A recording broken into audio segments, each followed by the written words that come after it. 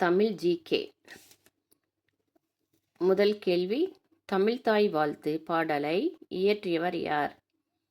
பாரதியார், பாரதிதாசன், மனோன்மணியம் சுந்தரனார், ஔவையார். சரியான பதில் மனோன்மணியம் சுந்தரனார். இரண்டாவது கேள்வி, தமிழின் முதல் இலக்கண நூல் எது? நன்னூல், யாப்பருக்கலம், தொல்காப்பியம், சிலப்பதிகாரம்.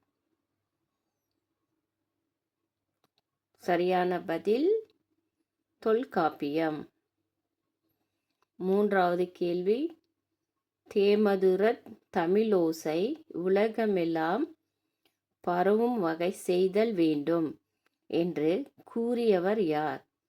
பாரதிதாசன், பாரதியார், கண்ணதாசன், நாமக்கல் கவிஞர். சரியான பதில் பாரதியார்.